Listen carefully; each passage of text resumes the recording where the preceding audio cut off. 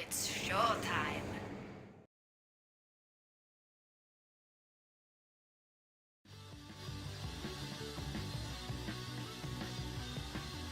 Okay guys, welcome back. You're watching the STPL.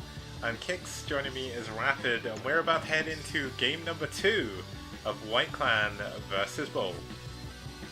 Yeah, so surprisingly enough, Bull comes out on top in game number 1, proving that, yet again, anything can happen, including my continued casting of StarCraft Brood War events. Surprising, yes, but out there it is. So, game number 2 is coming up, and what is going to happen here? Kix, take it away. Well, we're going to have IriS versus dAiO. Now, dAiO is the captain of Bull Team. IriS, a Terran player, probably a fan of the IriS. Obviously not the IriS because his new username is Berserker, and he does play on a different Korean clan as far as I'm aware. But it should be a cool TVZ here as we move on to Plasma. Now Plasma, probably the weirdest map in the map pool, possibly even the weirdest map we've had in the STPL so far. Lots of eggs all over the place, very small mains. A mineral only natural technically, but you can take the other base with the gas very easily as well. A very good map for drop play, very good map for Mutalisks, and should be a fun map to see as we head on over to our game. So it's going to be IriS versus dAiO, White versus Bull. Let's get going.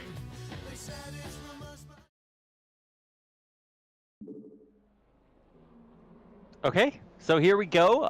Looks like we might need to do some latency settings. And there we go. All right.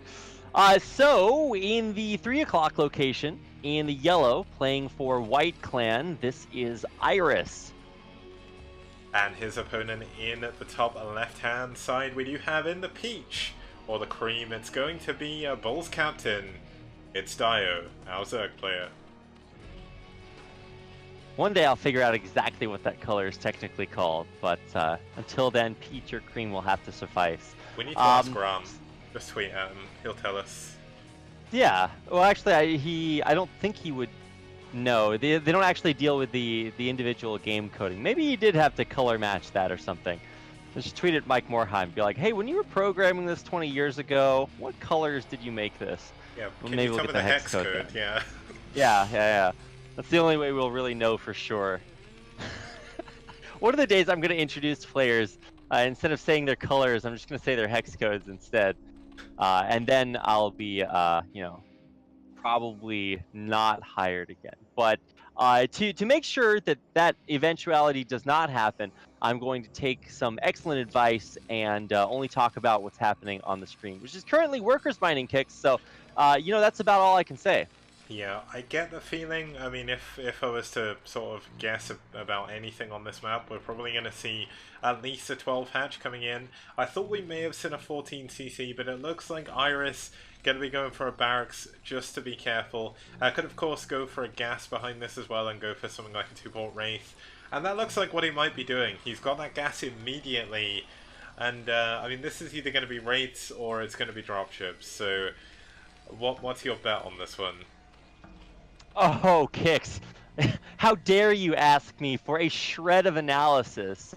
I feel like any answer I gave you would instantly cause the death of all StarCraft-related communities in the world. See, the idea that I could ever surmise about the inevitable process of a game of StarCraft is, potentially so deadly, so potent that nothing would survive. And so in order to single-handedly save esports, I'm going to refuse to answer on the grounds that I might incriminate myself. Okay, now it looks like dAiO wanted to go for 3 hatch before pool, but he's having a bit of trouble with his drone scout. I don't think he's played this map before. This drone is not finding its way out of the base. We're actually going to see the 3rd hatch going in the main. But eventually he should know that he can try-click the mineral. I mean... Yeah. I was glad you said that and not me. Yeah, he knows that he can, get it through there. Every once in a while, you'll pull out one of these maps that people flame you for. I think Flight Dreamliner was kind of like this, but even that is more standard than Plasma. But every once in a while, you'll get a player that just like they woke up 10 minutes ago, they come and start playing, and they're just like, oh, what are we doing again? And they'll just like send their worker to build a hatchery in a location that actually doesn't have any resources in it. I'm like, oh, well, that's probably not intended. So while we have our players kind of find their way around the map, it I doesn't mean, look like dAiO is going to know anything about this proxy factory at all. now the crazy thing is when you turn off IriS's vision, that SCV is just out of range of that Overlord. There's like a millimeter in Oh my it. god. That is so No way. unbelievably unfortunate, or so unbelievably well thought out by IriS. I don't know. That's so sick. Okay, well, yeah, the heart of the cards and all that kind of stuff, definitely with IriS this game. Obviously, if you scout this proxy factory, it's probably pretty rough to deal with, but here comes the first Vulture already on the way.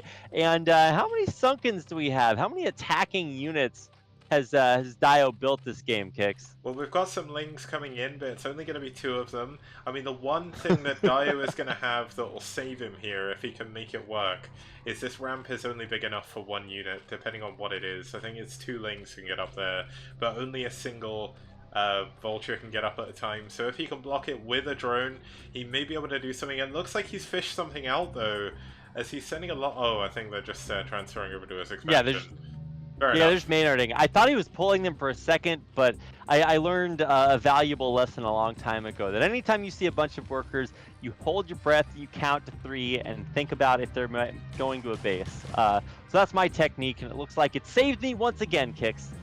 Yep, no, I think IriS has definitely got the advantage in this game. dAiO still does not have a clue about what's going on. Now he's going to see that the SCV he's not blocking the ramp either. Oh no, and this is going to be so bad. There's no defense and as natural. He's just transferred a lot of units over there. It's going to be 3 Vultures against 0 Lings in just a second. I mean, he's building a creep colony now, but it may be a little bit too little, too late. No. He's got his lair, but there's no Spire coming in. There's nothing. They'll be able to deal with these Wraiths that are building. What is happening? Are we witnessing the death of a human here? I mean, the Spire is just now started on the way, but more importantly, there's only 1 Sunken started in the main, and it doesn't nearly protect all of the minerals. Thankfully, there's enough Lings to body block until the Spire gets, or until the Sunken finishes. But now there's 2 Wraiths here, and there's not going to be any mutas anywhere nearly in time. Yeah, to me it almost feels like dAiO misread the situation a little bit. I think he thought that he would see 14cc, a really greedy like 3cc build or something, but GG! IriS takes down dAiO in a very, very quick PvZ. And it was the 6-minute mark again, Rapid. It's back. Yeah, that 6-minute kicks. It's our caster curse really just builds up to critical levels at that point. It's kind of hard to get past there, but damn, IriS bringing it back against dAiO, who you could feel. I mean, you said he misread the situation a little bit. I feel like maybe he also misread the map a little bit. Yeah. You definitely have to play map specifically against this. That's like trying to play a normal game on like Sparkle or something. It's just not going to work out for you. So Yeah. unfortunately, that doesn't go so well for Bull, and IriS is able to tie the series up at 1-1 for White. They are indeed. So we're going to go to a quick break, and we will see you in just a minute.